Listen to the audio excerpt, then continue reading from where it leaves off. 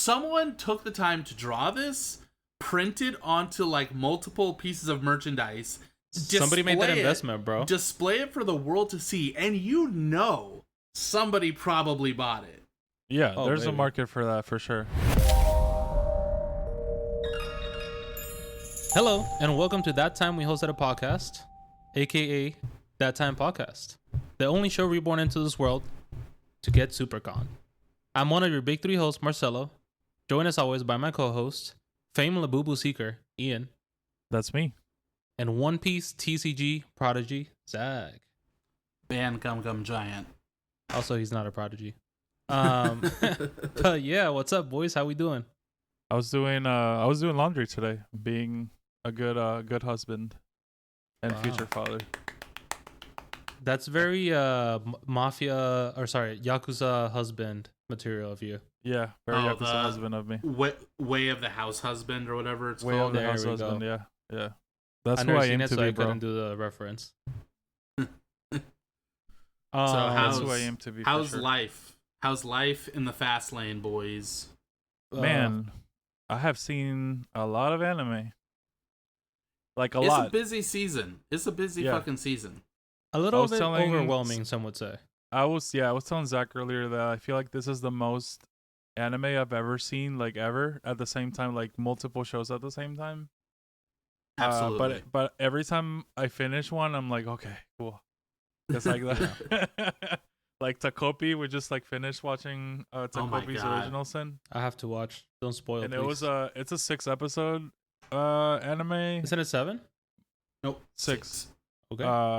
But yeah, I'm glad it's over, but it also in a good way. You know what I mean? Like, yeah, it's a lot. What a ride. Yeah. I want to also watch all that, but I've also been in the process of moving, job seeking, and everything, and wedding planning, and everything in between. So it's been a little Marcelo, bit hectic. You're a podcast host. What job do you need? Yeah, for real. You're right, Zach. Which is why, as of today, I am jobless. Oh.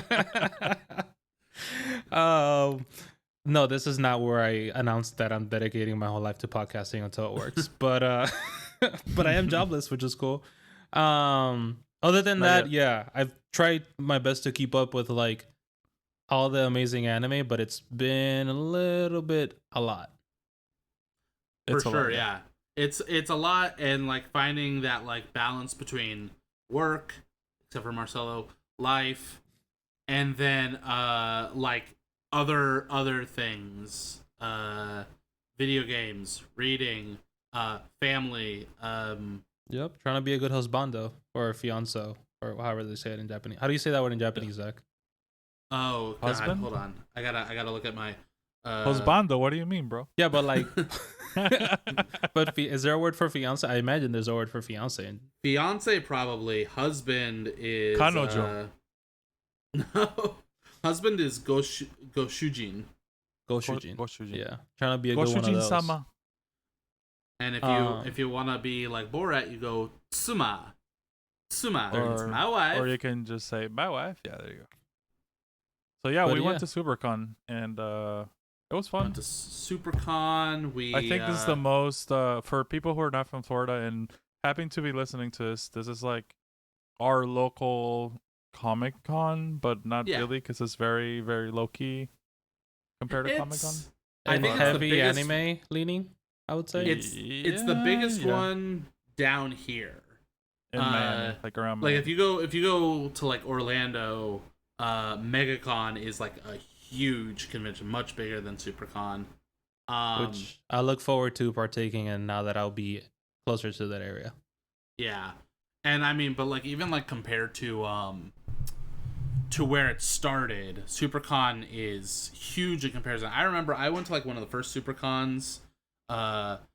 Me and my friends in high school got into it for free because my friend's mom worked at the hotel that was hosting it. It was at a hotel. That should tell you enough about this convention back in the day. Holy shit. 3 ballrooms was about the size of it. One ballroom that was like kind of like the shop floor. One that had a few very low tier celebrities. and then like kind of like an entertainment area where they had video games and stuff. I don't remember much about it except it was much more comic book focused than anime focused. And of all the quote unquote famous people who were there, the one that stands out in my memory was Chris Crocker. I don't know if you guys remember her. Leave Britney alone. Oh, really? Hi, Katie. Yeah. Backed up real quick. Oh, wait, who's Chris Crocker?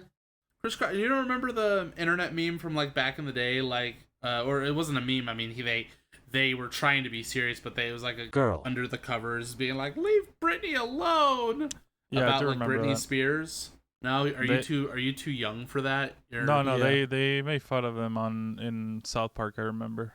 Yeah, but I met. I don't know what they identify as. I met them, and that was kind of cool, I guess. At the time, it's like, oh wow, you're an internet person before internet culture was what it is now. I mean, I would lose my shit if I meet the Chocolate Rain kid back in the day. That would be Tay fucking Sunday? cool. He was there? No, Tay Sunday was not there. That would have been wild.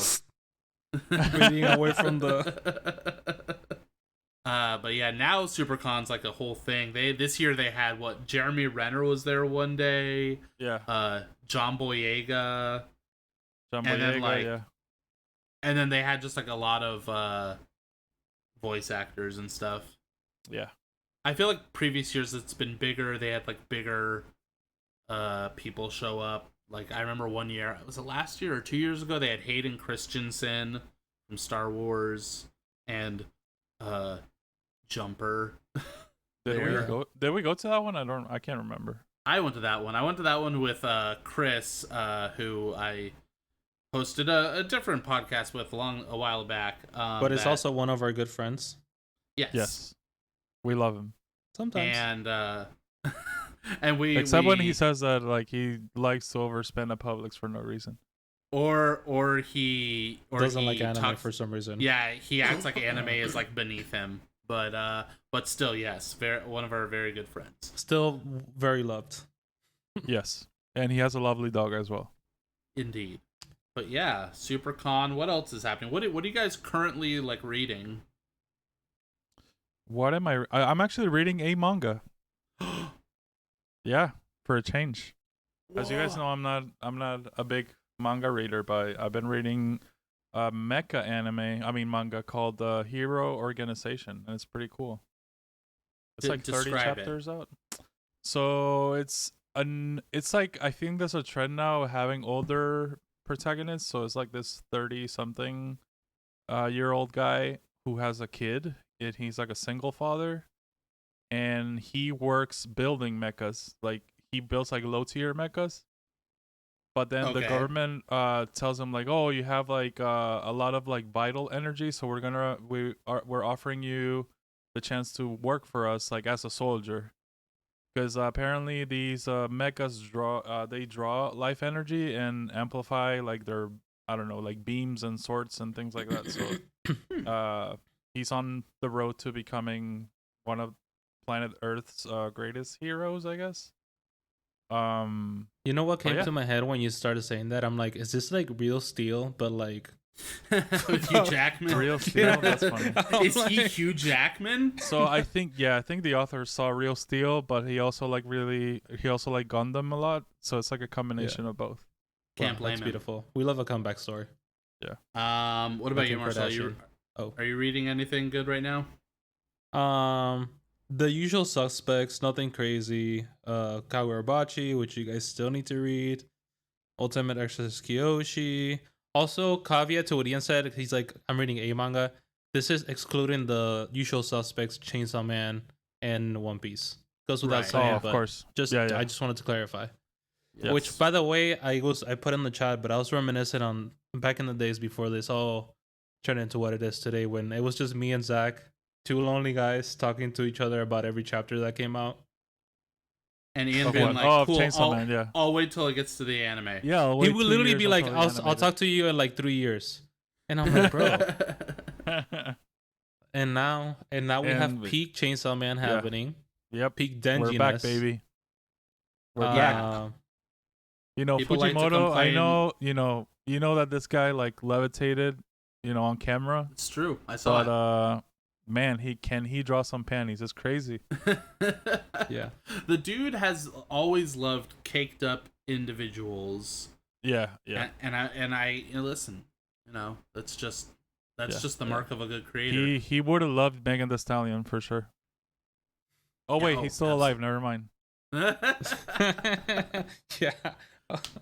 Yeah, Fujimoto definitely levitated so that then you could look at panties, which is kind of beautiful in a way. Yeah. But yeah, other than that, I haven't started anything crazy.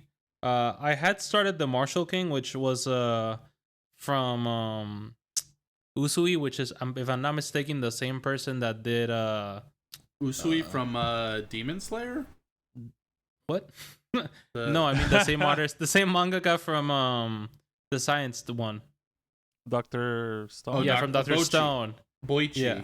I think Boichi's the illustrator. Oh yeah, yes. You're right. Sorry, Boichi. Is that the writer too? For Martial King, I believe so. I mean, at least he's the credited one. Oh, okay. But yeah, I didn't. It was like a Western thing, but it was like too. What's the word? There was a lot of like hyperbole within the storytelling and the drawing. And for me, like, it wasn't like based enough. It wasn't brought enough back to like reality where it was like I could accept it a little bit. So drop that one. But we'll see what comes up. Maybe I'll read whatever Ian's reading. yeah, check it out. You'll like it. I think, but like I told you, and once you read the second chapter, you'll be like, oh, okay, I know where this is going now. Also, hold up. Black Clover is back on Shonen. I thought they had left. Aren't they like monthly? No idea. I thought they had moved publishers so that they could be monthly, but they're back on the app. So what do I know? Interesting.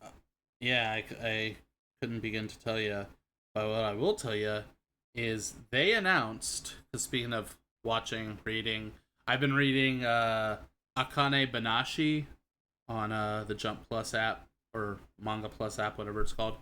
And they just announced the anime adaptation's coming out next year for it. It's great. It's about Rakugo, kind of like the art of Japanese storytelling.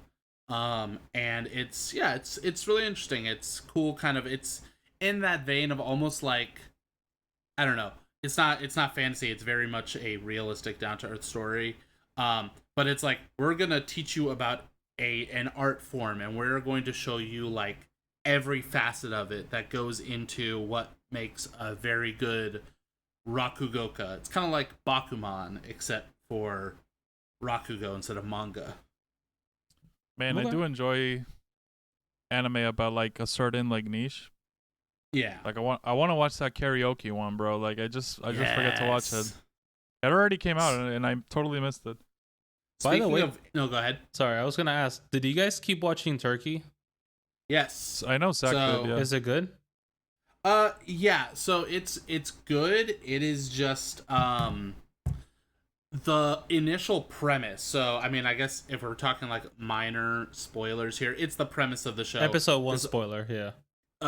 Group of girls, all with their kind of like unique personality that kind of coincides with their hair color.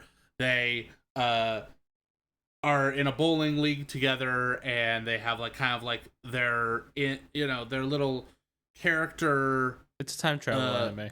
Yeah, they at the very end of the first episode, they go bowling, and it creates a portal through time, and they end up in the Sengoku period, like feudal Japan, and from there, it's interesting. Like, I'm keeping up with it, one episode a week, but it's, I would think with a premise like that, I thought it was going to be a lot crazier, but so far the episodes, and I'm willing to give it to the end of the season, but the episodes have just been kind of like, here's your character flaw. Now we're going to spend the episode kind of dealing with it. Here's your character flaw. Now let's spend the episode kind of dealing with it. And that's fine. It's very like basic, I guess. Like there's not too much of an overarching, other than they're together. It seems like very singular. Because it's set in the past, it's not really about bowling in the same way that like Haikyuu is about volleyball. And I feel like if it wasn't set in the past, it could be cool. And it was not about, and like there was the same lack of focus on the sport itself, it would probably be really boring. And well, so I'm surprised they didn't get sold as slaves on the second episode. Well, they get saved by a very, handsome, like an aristocrat, Sengoku, like yeah, kind of, yeah, like a Sama. Oh, okay, interesting. So, cool. But I mean, it's listen, there's a lot worse shows out there, and there's that. What's the other one? You were talking about kind of like niche interest anime. The one I've been wanting to watch, I just haven't committed to it yet, is Ruri Rocks, which is the geology anime about a couple of girls who just love to dig up rocks and gems and minerals, and one of them is got a fucking dump truck. Yeah, it's dummy thick. Beautiful. That is like what the internet really seems to be focusing on. You'd think the focus would be on like the kind of like, oh, it's so cute, they're digging up rocks and look how exciting that is. But no, everyone's just talking about how dummy thick this one anime girl is. Yeah, well, people do pick up on interesting things. One of them being horse girls. I don't know, if you guys have participated in the horse girl trend. I mean, it sounds like something that I was obsessed for like 5 or 6 weeks in a row. Yeah. Yeah, it definitely rings a bell. It took over the world. I think Ian's personality the last 6 weeks were Labubus and Umamusume. And Umamusume, yeah. Sorry, and Dubai chocolates. Oh, that's really? Crazy. You like the Dubai chocolates? No, I'm just making a meme. He's just creating a whole persona. Yeah. So it's matcha, Dubai chocolate, Labubu. What am I missing? Doing Pilates and listening to what's his fucking name? Goddamn, man. Never mind, I forgot. Keith Irwin or something. I don't know. Sure, some white girl thing. I don't know. Yeah, boys, were you professional horse coaches? I got up to like a B rank on my races. I never was able to push past that into the glory of A and S tier and double S tier. But it was fun for a while. I'm glad I didn't actually spend any money on it. Yeah, surprisingly, didn't spend any money on it too. Well, you know what's crazy though, for gacha games, which I from time to time I'll get hooked on one. He's a gacha connoisseur for sure. Yeah. These were really expensive compared to other gacha games. Like you can usually, like compare like their currency, their horse dollars or whatever. Yeah. And you have to get like a lot of them to get to, play the gacha or whatever. But I feel like they were also like very generous about it, so oh yeah, you don't really need to spend money on it. Like I feel like you have to be really obsessed with it. Well, it's so funny because like the game was like popular in Japan for like years, a while ago, and then it came over to the US finally, and it had like its like resurgence and stuff. But what honestly really surprised me is I played the game. You kind of familiarize yourself with some of the characters, and then I was like, oh yeah, there's an anime. Let me watch the first episode, see how that shakes out. What kind of, when I think of an anime tie-in to a gacha game, my bar is immediately as super low. as it gets, and holy shit, this is actually not a terrible anime. Yeah. I think from all the slice of life shit that I've seen, this one is like up there. Like it's actually very interesting. It's also like very endearing. It's like it's just cute, Yeah. It is essentially a sports. And the races are exciting. Yeah, the races are actually exciting. Like, and honestly, like the emotional moments, it didn't make me cry like Takapi or anything. But I mean, I was like, wow, I am moved by this plot. You're like, I love this girls struggling in life, yeah. And I'm sorry, but everything with Goldship is fucking hilarious. Yeah. By the way, right now in the game they have Golshi week, so you get 500 Oh. units every day. Wow. Ian's still locked in, huh? I'm still locked in. I haven't played in about a week, but Yeah. I'm opposite of Ian. I'm like I get excited about a gacha game for approximately 7 business days, and then it's really hard for me to like stay engaged because you just have to keep like it's a grinding thing, and I've been more of like a skill game player than like a grinding until you get something type of player. That's where it got for me, where I was just like, okay, I used up all my credits. I would have to either really grind this shit out over and over and over again, or wait several days for my credits to build back up so I can re-roll. And at that point, I'm kind of like, eh. Listen, no homo, but I be grinding, Full homo. That's good. You know what? I respect the grind. Also, well, I feel like we should explain a little bit what Umamusume is, because we found out later that, like, if you haven't watched Umamusume, it's every character in the fucking anime, it's made after a real life, like, horse. Racehorse, yeah.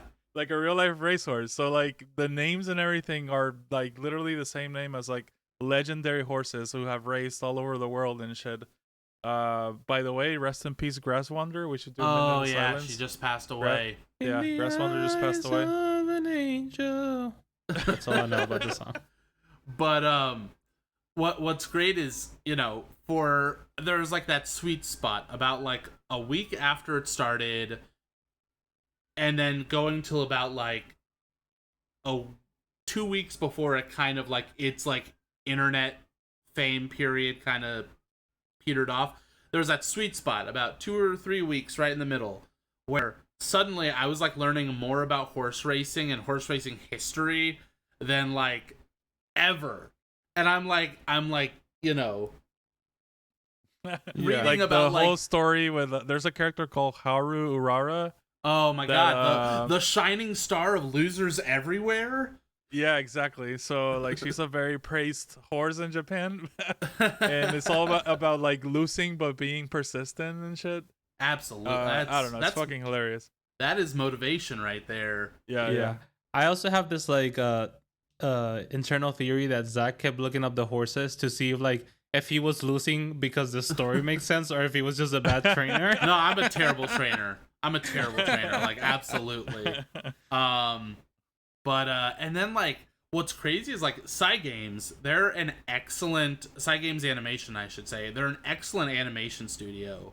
In addition, like the Umamusume show, pretty good animation. But like this summer this season we've had the summer Hikaru died. Yeah. Actually in summer. Yeah, and the animation for that series has been insane. Also, best opening out there, best opening song out there right now. Really? That's a good one. I thought it was Gachakuta. Yeah, I said that the other day, and you were like, "No, man, that one is better." It's really good. It's really good. Except the new One Piece opening might give it a run for its money. It's good, but I'm like, it's good, but not like crazy. it doesn't hit the spot. Yeah. I would say Gachakuta after for sure. But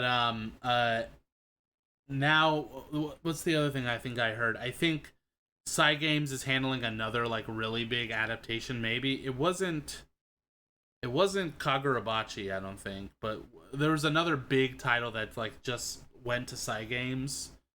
But yeah, it's just crazy. I'm like, again, I think of Cygames, I think of gacha games. I don't think of like quality, outstanding animation. Well, like I don't know if you know, but fucking Genshin Impact is getting an anime, and Ufu Table is making it. Okay, that makes sense. That feels like it's gonna be like very Ruby-esque.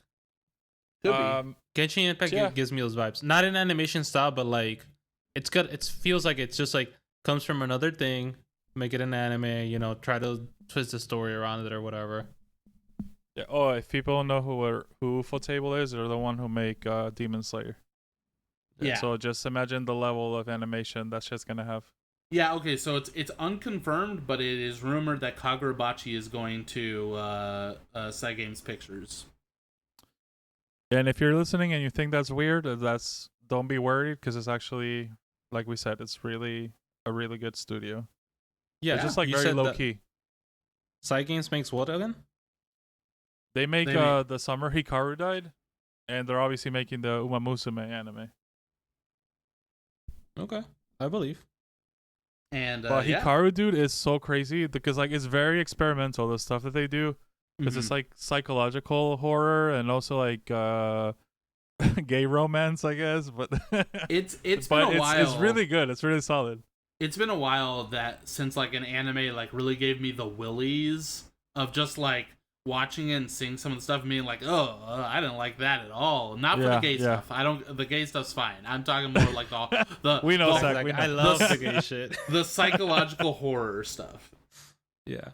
Yeah. Honestly, I feel like we've all been appreciating respectfully like a lot of like the openness that like anime has as of lately. Like even with Dress Up Darling, they spent like, which by the way has been peak. They spent like 2 episodes explaining like how cosplayers do the gender swap stuff, and it's like that shit's dope. Yeah, like it's absolutely. interesting. I feel like for the sure. anime and like manga. I mean, obviously the manga came before us, but like it's finally made it into like main culture anime where like exploring whatever topic is like not a taboo. It's just like it's part of a story, and that's really dope. Yeah. Yeah. And I think when you can tap into that passion, you can really make a show about anything. Also Dan Da Dan has been excellent this season. Animation's been crazy. We just had the Hayase episode. Which in the dub they got the lead singer. In the dub, they got the lead singer of Dragon Force to do the vocals. Like, come on, who's doing it? Nobody but Dan Da Dan. And also the manga. I keep saying it. You guys got to read it. It's so fucking good. This guy back at it again with the on season 5. No, I just picked up the English. I think volume 14 just dropped, and of the physical, because I like physical manga. I like that shit. I'm pretty sure volume 14 is where season 3 will end. So we'll see. Interesting. How many volumes are out at the moment? In Japan? Sure. Or 20. Oh, we got a ways to go. We'll be here for a while, boys. We're like where we're at now is like volume 8 maybe. Okay. All right. We should talk a bit about Supercon because I saw. Do you guys spend a good amount of money on cards? Yeah. On One Piece cards. Also, so boys, maybe I have a little. we can talk about it a little bit. Is this? I have this a little. I was gonna say I have a little surprise starter for this in the spirit of Supercon. I don't know if you guys have seen the trending like 60 seconds yes or no questions, guess the character for an anime. Oh yeah. So I wanna, you guys can team up on it and like obviously just don't speak over each other. Okay. But I'm not gonna go big 3 or whatever because I feel like your minds are too fresh and all of it and it'll be easy to guess. I want to do Hunter character. We're asking we ask questions to yes or no questions to get to a character, but if you don't guess it by 60 seconds, then you get cooked. All right, so we got 60 seconds on the clock. Or who's timing this? Me. Okay. All right, so it's Hunter and it's a character in Hunter, okay? Okay. So 3, 2, 1, go. Does he have white hair? Sorry? Does he have white hair? No. Is it a man or a woman? That's not a yes or no question. Is it a man? Yes. Okay, that narrows it down. All right, dude. Does he use a weapon? Yes. Okay. That actually narrows it down a lot. That's kind of scary. Let's see. So Is no it white hair. Oh, weapon. no white hair. Yeah, you said. Is it gone? No. The punching guy? Is it the punching guy? Is it? No, he's. Does he have glasses? No. Does he have blonde hair? No. Okay. Black hair. No. Is he bald? Is he a clown? No. No. Is he bald? Is he a butler? No, get absolutely cooked. It's been a minute. Who was God it? damn it, bro. It was Poco, the bow and arrow. Oh, isn't he? Like, he uses like his nen to like make a. No, before he gets his license, he uses a weapon, and his nen is literally a weapon. He makes weapon with the nen. You're not gonna stump me with the guy who got his. That's an ability. That's an ability. Also, that's not a weapon. you said no, but you said Goto, like the butler, like he uses coins, but he uses nen. It's the same thing. It's a weapon. It's a weapon. He uses it's an nen object. with it. What makes it a weapon is the fucking nen. No, this is not fair, bro. You're not gonna stump me with a guy who got his brain eaten by ants. I don't know, bro. Get absolutely cooked. You know what drives me crazy about those like the TikToks of the guy at the con who asks like he's been like we're asking the 4 questions going from easy to impossible, One Piece edition or Naruto edition, right? And the easy questions are always like stupidly easy, and then either the impossible questions are also insanely easy, or like they'll be like, what was Luffy or what was Big Mom's bounty at the end of Fishman Island? And it's like, what or it'll be like who was on the cover of the chapter 85, like, and you're like, what? No, the other thing that kills me is when the host of it mispronounces names, and I'm like, oh, you're fake. You're a fake fan. That's crazy. Luckily, we didn't encounter any of that at Supercon. Mostly good Supercon vibes. experience was chill. Yeah, lots of cool people. Yeah, if you are listening and you were there, and we gave you stickers, it was You're awesome. welcome. Thank you for listening. Yeah.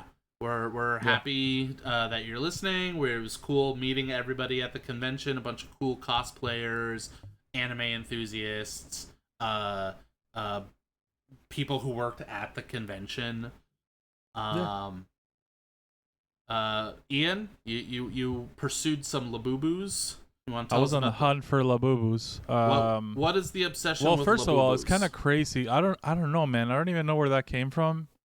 But I was trying to get something cute for my wife, and like, I was like, all right, I'll get her a Labubu, bro. But like, every fucking booth had a different price, and I was like, you know what? I'm gonna go through every fucking booth first and see which one is like actually selling them at a good price. Because like, it was ridiculous. It was like $60, $80, $100, and I was like, bro, I'm not paying that for a fucking Labubu. Yeah. And then I finally found this girl dressed up as Mao Mao, and I'm just like, okay, let me ask her. And she was like, "Oh, this one's $30," and I was like, "All right, get it." There you go. Those Labubus are no joke. Speaking of Apothecary Diaries, I also wanted to get shit from the show, and everything was either sold out or they didn't have anything. It was crazy. I think it was like 2 booths that had something, right? I ended up getting one like Mama figure at the end, but it was so hard to find. It was crazy. I was expecting to see everything Apothecary Diaries with all the popularity it's had lately. Yeah. Ian's like, I'm sad I couldn't get my shirtless Jinshi figure. Yeah, I wanted a Jinshi figure. You bro. really wanted Nobody to feel Jinshi's frog. Yeah, His medium-sized frog. The medium-sized frog. Sorry. I'll be real. I love to go to the conventions. I love to see the really creative cosplay, the stuff. There was a guy there who was Deku from My Hero Academia, but like employed at McDonald's. I'm like, that's fucking hilarious. Like no one else remember that guy. Yeah, because he was I was like, are you Deku at McDonald's? And he was like, maybe. And that brings me to one of my biggest pet peeves at these conventions is people who go through all the trouble to cosplay, and suddenly when you give them attention, they're like, oh, please don't talk to me. Yeah, I mean, I guess a lot of people are introverts like that, but Also, maybe it's like a Halloween thing where like everybody dresses up for Halloween, but you don't talk to everybody. Like, I don't know. Maybe you do. I don't know. I'm just not the person to like go out and be like. My dress up darling has taught me that if someone spends the time to do cosplay, the best thing you can do is validate them and be like, hey, cool costume. And then I do that to people and they're like, oh no, social interaction. Well, but I feel like maybe they do like that you complimented them, but they don't know how to like reciprocate it. I guess. Yeah. Or maybe I think it's like maybe the scenario and like it's caught off guard. Like sometimes if you're like, it's like if you make eye contact and you say it, I feel like it's less likely for you to get like that awkwardness. But if somebody's like having a conversation and you're like, hey, cool costume. They're like, like a mid sentence, and you're, Right. But I think for the most part, there people were like super nice, and like, yeah, there were some crazy ones. I know Zach was a big fan of this like knight that was in a teeny tiny horse. Oh yeah, so it was a dude. I wish I had gotten his name. I could have like shouted him out here, but he was like just on like normal, like I don't know. I don't even think his armor was from any particular series, but he was on this like little like rocking horse on wheels. And I was talking to him. I'm like, dude, you should do Radon from Elden Ring, because the horse is like the perfect size that if he did Radon, for anyone who hasn't played Elden Ring, Radon is like this big fucking dude with his like huge swords, but he's like riding this tiny like emaciated horse. And so I was talking to the guy, and he was saying that like, yeah, he wants to do Radon. The horse he rides around is named after Radon's horse. So I was like, oh, that's awesome. Like getting to, meet people on that level. Yeah, that was dope. I do think and I should also mention previous years that we've gone, we always go on like a Saturday. This year around, because of scheduling conflicts, we went on a Sunday. Mm-hmm. I'm sorry, Jared. I know that it really broke your heart and your routine, but I do think that Sunday was a lot more like chill. It wasn't necessarily empty, because it definitely wasn't empty, but it was definitely like you could feel a little bit of the wind down from like the con. Yeah, absolutely. Yeah, it was like easier to navigate for sure. And yeah, I think a lot of I don't know, I think a lot of maybe the vendors would have had more stuff, more apothecary diaries, swag. This is like one of those years I was honestly like, I've been known, as you guys know, to go to these conventions and end up spending way too much money on like statues and shit I really don't need. And this year I really only spent money on One Piece cards. Same here. Because there was some good stuff available, and you gotta strike while the iron's hot. Bro, yeah, the One Piece card displays were pretty poppin'. I like that there was like a good variety too. It wasn't just like, because One Piece in the grand scheme of TCGs is like huge, but it's not like the TCG, No, it's still it's in its infant years still. Yeah, but there was still like a really great representation of, One Piece TCG. I would say obviously still the leader is like Pokemon as far as like what was there, but I was happy to find that for every 5 people that carried Pokemon, 3 of them had One Piece as well. Yeah. I would say. Yeah, definitely. And I mean, like you could get like a bunch of the older starter decks there that were like at reasonable prices, not some of the nightmare prices that you see in like some of the card shops. And yeah, it was just cool getting to like, I picked up a set of the cards with the live action cast on them. That was fun. That's just for my collection. I'm not gonna play them. They're not good cards, but it's a fun thing that when people look through my binder, they could be like, oh, look at this sauceless Shanks. Yeah, we don't talk about him, but yeah, I was happy. I bought my Hody Jones. I found all 3 of them. Very I'm nice. not gonna Very get 4 toxic. Very toxic. Yeah. Ban him. No. No, we love Hody in this house. Speaking of One Piece TCG, I'm gonna make a sidebar just to brag a little bit, because I got my special alternate art Edward Newgate back from PSA, and just want to gloat a little bit. 10 out of 10. I got the slab. It's beautiful. It's sitting on my shelf. Very nice. Also, since we last spoke, I also made my first graded slab purchase. It wasn't that natural pull like Zach, so I can't brag about that. But I did buy myself a Silver Israeli manga art. Beautiful. PSA 10. Beautiful. Yeah. And so I feel like I have to build a shrine around it now. Well, they got the new Silver Israeli deck coming out. You can do that. Yeah. And I was excited because I'm like, oh, maybe I'll just make like a master set of Rayleigh. And then they're like, by the way, new set has every fucking Rayleigh that you've never seen before. There's like now 13 new Rayleighs, and I'm like, god damn it, fuck. Yeah. It's not gonna be a short purchase list. And he's supposed to be like one of the big decks going into the next format.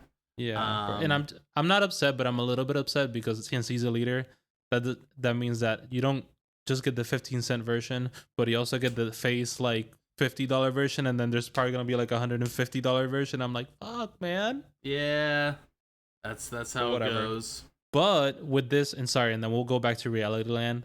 I am excited that now that the 12th set and 13 are about to come out, fellow Betty is gonna go down in popularity. This means I can bling it out, and I can get the alt art leader for cheap. It's already at $38, which it used to be like at $60. Yeah. So I'm like, because with the block rotation, she's gonna be relevant one day again. So I'm like, when that time comes, she will be ready. Yeah, I don't know what black magic I need to do to get them to reduce the alt arts for Kingdom of Germa for my Reiju deck. Those are $40 a pop. I can't Holy take shit. it. I need 4 of them for my deck. Holy fuck, bro. Yeah. I'm just glad I don't play cards. I'm just like, Zach, for your birthday, I'll get you 1 copy. Ooh, that would be amazing. Honestly, I got you. That'd be the real shit right there. Let's go back to talk about Supercon. I thought it was funny going, when we made our way from the entrance side all the way over to the side where the voice actors were. And honestly, maybe it was just because it was Sunday, but the only 2 people who had lines were Alex Lee and Chris Sabat. I think it's because it was Sunday. Alex Lee, I get it's solo leveling. Sun Jin Woo, we gotta talk to him. Well, Alex Lee does like 50 different voices. No, I know, I'm joking. But I would say probably right now. He can't help himself, Ian. He can't help himself. I have to. It's instinctual. Yeah. Chris Sabat, I get. I've always seen in all the conventions I go to that Chris Sabat always has like a huge line because he's kind of everybody. He's Vegeta. He's Piccolo. He's All Might. He's name an anime, he's probably in it. Redo of Healer. Which, can I just voice my one regret from our times going to SuperCon? Is the first time that I went with y'all, Miss Flanagan, the goat, the one that does Naruto's voice, was there. Oh yeah. And I didn't do it because I was like, this is such a long line. And I'm like, and then it's my biggest regret because I know you guys were like, oh, whatever, blah blah. Whenever I watched the first part of Naruto, it was in dub, and so like I do have a very fond spot in my heart for her. Hold on, pause real fast. I don't think Chris Sabat is in Redo of Healer. You know who is though? You know who voices the lead? Oh my god, Yuri Lowenthal. No way, dude. You're fucking with me. Oh god. Oh, that's crazy. Bro, did you end up talking to what's his name from Power Rangers, Black Ranger? No, I just fanned from afar. I was scared. Okay. I didn't want to. I feel like sometimes it's like a waste of time when you go and you're like, hey, I'm a big fan. I don't know. Me personally, I'm scared, and it's not a waste of time for me because I get to meet somebody that like I am still a huge fan of. But I feel like for them, they're like there to make money, and to an extent they are, but to an extent they aren't. Not everyone. So I feel bad being like, what's that? Well, but don't they get paid to be there too? Like, you know what I mean? Like they do get paid to be there, but like I don't think he had a normal booth, so I'm pretty sure he paid for that booth. His because remember he wasn't in the voice actor line or whatever, like the celebrity in quotations section. Yeah. He was in a booth, so I'm pretty sure he pays to have that booth space. Yeah, because I remember last year the second Red Ranger had a booth as well. I got his signature. In past years, was it Jason? The Green Ranger. I forget the actor's name. Bro, I'm never gonna get to meet him. He passed away. I met him. R.I.P. Yeah, well, we're not talking about you, Zach. We dabbed it up. It was cool. Yeah, he was actually amazing. Like he seemed like such a fucking genuine guy because I've seen so many clips of him interacting with fans, and yeah, mental health sucks sometimes. That's the thing that kills me is when you meet people at these conventions and they're not like into having like talking with the fans. I met Lou Ferrigno back in the day, old school Hulk. He was just kind of like, hi, how's it going? Like, weak handshake, didn't really want to talk, and I was like, okay, why are you at a convention? That makes sense. I met Steve Bloom several years ago, at one of these conventions. One of the nicest people I ever met at one of these conventions. And I was honestly, that was one of those, I was like starstruck to meet him, because like he is like the voice of so many big characters from my childhood. Yeah. But yeah, that's Flanagan for me. That's like, that is that person. Yeah. I don't think I have another voice actor that I would like fan out over like that. Go up to Yuri Lowenthal and be like, "Oh, I loved you in Redo Healer, bro." Yeah. When you fucking grab that hot crowbar and you fucking I don't want to say what he did after. But speaking of voice actors, what do you guys think of Hollywood actors being in Demon Slayer? Oh, do you mean someone specific, or this little guy named Channing Tatum? That's wild. I'll say this. It's normal if it's a Ghibli movie. I know, right? Yeah. But, like, here's the thing. Like, if you watch a dub Ghibli movie, the acting is not the same as dub English regular Absolutely anime. not, no. Ghibli movie, they actually give a shit. And my biggest criticism of dub anime is that the way they voice and act is the same way as it was a fucking Discovery Kids cartoon or Cartoon Network cartoon. Like, I feel like for anime you need to, it's like a different thing, bro. Like, even the acting has to be different. It can't be the same. Yeah. Also, the way they translate is different too. Like, the what? The way they translate. Like, if you watch a sub and you read the subs, as you should, I don't know, and then you watch the same dub, they literally change like what is said. Like, the message is the same, but the sentence is completely different. And I feel like it panders a little bit to like what you're saying, like this like stereotypical anime type of dialogue, rather than just fucking like using the actual words and like, I don't know, like putting some personality into them. Yeah. Respectfully. Some of them are really good, some of them less good. I don't want to generalize too much. I think like we went through like a thing, like I feel like in the 90s, I know Marcelo, you say you don't believe it, but in the 90s I really feel like it's the same shit. They got the vibe of the anime when they dubbed it. They really nailed it. I think in the mid 2000s, I think a lot of them really just kind of phoned it in. It wasn't that big a deal. Now that anime is like huge, bigger than it's ever been, the people who get to play these roles, I feel like they actually start giving a shit. Like if you like, I think of like the cast who does the dub for Dandadan, you can tell they really like, they actually give a shit about it, and the cast is very talented. I forget the actress's name, but fucking Rita Repulsa as Turbo Granny is so good. She's fantastic. Well, they're even putting American music on anime now. Like the ending for Kaiju number 8 is like Imagine Dragons or whatever. Is it One Republic again? One Republic. They all sound the same. But even that new anime, crazy. That's so racist. That new anime Clavitus, the ending is Ellie Goulding, and I'm just like, what? Wow. It's like, this is fucking weird, but okay. Ooh, what you say? Isn't that I feel like or something? I feel like we'll see more Hollywood people doing anime moving forward, I guess. Yeah, I think if it's big enough, they will. Yeah. Speaking of big enough, I didn't think that Kaiju number 8 was as good as those last episodes were. Like, that show was amazing, bro. The last 2 episodes of Kaiju that came out. Oh yeah. Yeah. What was it, like episode 4 and 5 or 3 and 4? I don't know. Yeah, it's been really entertaining. Also, speaking of awesome. Kaiju and in relation to Supercon, I feel like I didn't see any crazy Kaiju number 8 figures, like really, really good ones. And that's another that I was gonna talk when we're talking about the Supercon.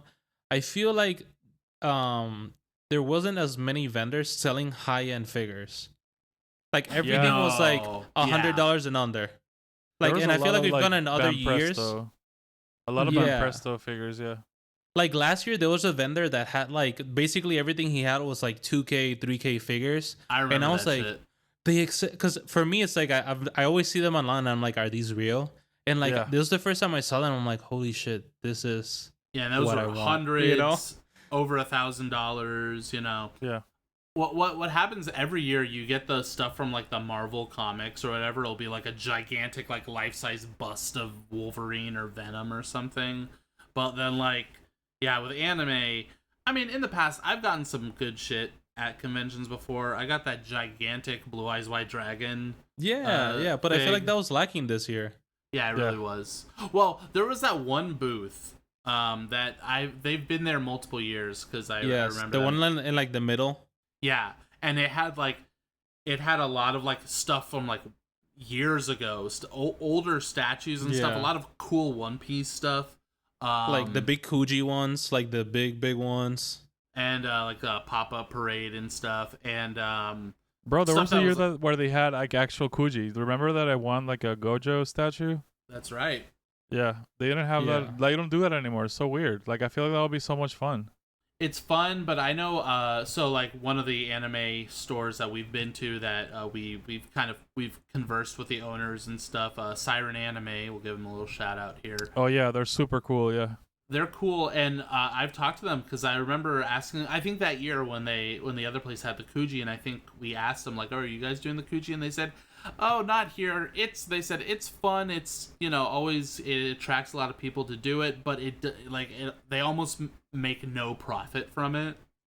Yeah, but I feel like in a con setting, if the normal ticket's $15, you can make it like 20, and people will pay for it because it's you're already like $5 is not gonna make or break, and like the amount of people you're gonna get in from doing that, I feel like it's worth it. And I don't know, I don't have a booth at Supercon or whatever, but I think the idea is like you make a little bit of money, but you bring in people to look at your table, your other like, stuff, so right, yeah. Or well, there's people actively seeking fun stuff to do, and they see a Kuji, they're like, oh, like I'll buy you a ticket and see what I get. Here's an idea. And this is, any anime store owners, you can have this idea. I'll give it to you as a freebie. You're welcome. You take any of your figs, right? You increase the price of them by $15, and you say free Kuji ticket with the purchase. Interesting. Okay, that's an idea. There you go. You're making the same amount of money. But that attracts people because then they go, oh, I get the fig and I get something else. Yeah. Also, I have a good idea. I have a different idea too. You do a like a spin the wheel situation, and you have like, let's say you're basically your own Kuji, and you say, we have all these keychains, whatever. The ticket is 15. The keychains on average to you probably cost you like 5 a piece or whatever. And then you put 2 or 3 little spots that say you win a 35 and under figure, and you're printing money, dog. Yeah, absolutely, definitely. Because then it's not like a specific to like a franchise. You can just be like any brand Presto figure that's under $35 if you land on it, and then any $8 keychain that you want if you don't, or whatever. You get me? So you make your own Kuji, but it makes it so that it's worth it for you. You get me? Yeah. So I don't know. I think you can work around making your booth more fun. It's real quick, just so people know, Kuji means raffle, just in case. Yes, Ichiban Kuji. Yes.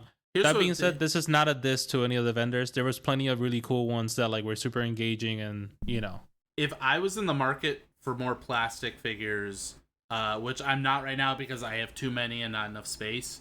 But if I was, I probably would have gotten some stuff because I saw some pretty cool stuff there. There was a very cool Cowboy Bebop set that was like Spike and Faye with their guns drawn. And they came, like, you could buy them individually or as a set. And if I hadn't spent a lot of money on One Piece cards, and if I had room to display it, I probably would have bought it. But I don't, and I did, so...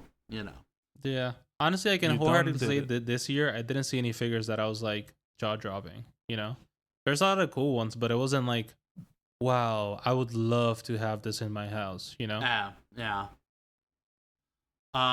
I want to take a second to talk about, speaking of, Supercon and everything. You see, I want to give a shout out to some of the absolute fucking weird shit you see at these conventions that you're never gonna see anywhere else. I'm talking like when we were walking down the artist alley and there's someone selling the fucking gigantic, like, mommy milker, gigantic dick Bowser that for $90. Yeah. To just paint a beautiful picture, this was a big. It was like a towel, right? Like a blanket size thing. I thought it was like a body pillow. They had both. Oh, so it had God. like a body pillow and like a blanket, and it was literally imagine like if Bowser was like just had like pecs, but they were like soy boy, like really big, like nipple, almost boob like pecs. God. And then he had like a instead of nipples. Having like underwear, he a pierced. Yeah, you're right, Zach. And then the underwear was like a little banana hammock with his big old John, just like. Oh my God! And I'm like, someone took the time to draw this, print it onto like multiple pieces of merchandise. Somebody made that investment, bro. Display it for the world to see, and somebody probably bought it.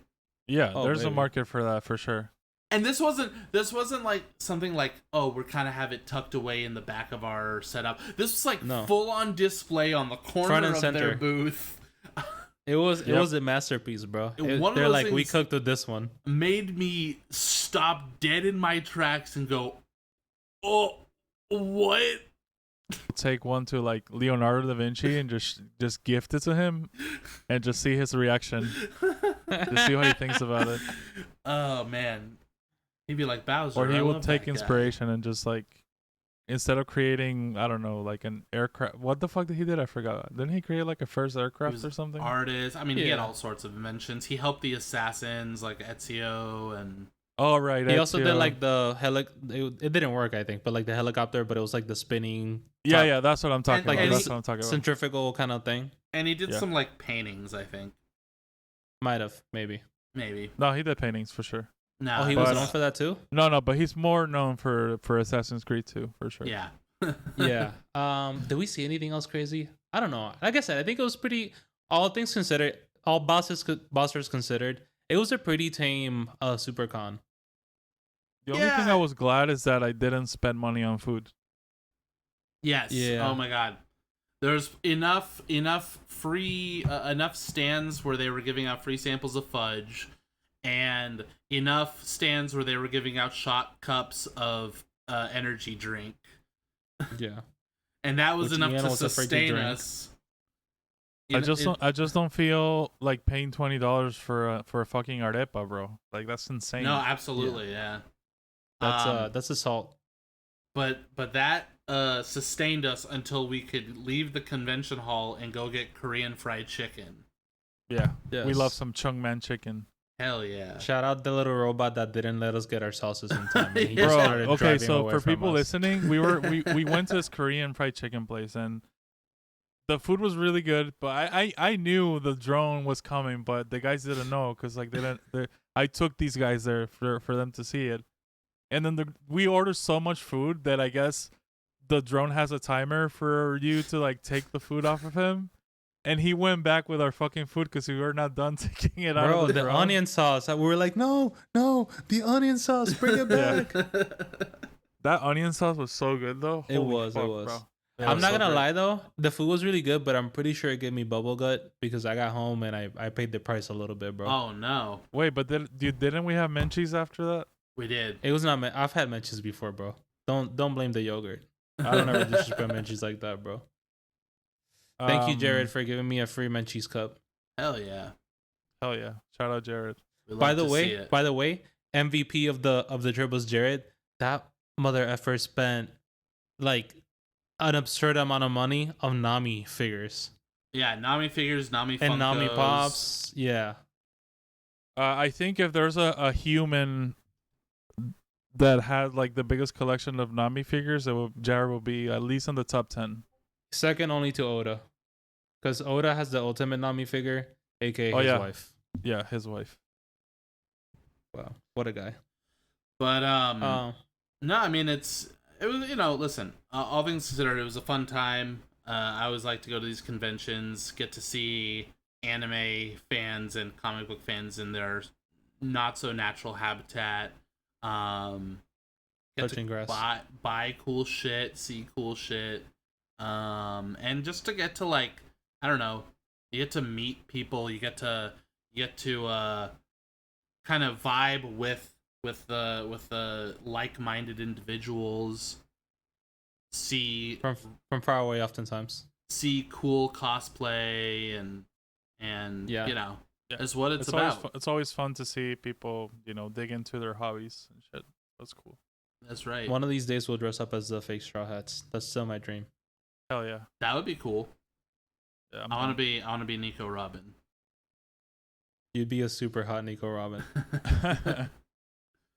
But yeah, you know, as we come to the end of the podcast, same as always, you know, thank you for listening. Please ask questions, comment, suggest anything if you want to hear us talk about anything. Follow us on all the social. We're talking Twitter. Wait, are we still on Twitter, Ian? Probably. We're still on Twitter, yeah.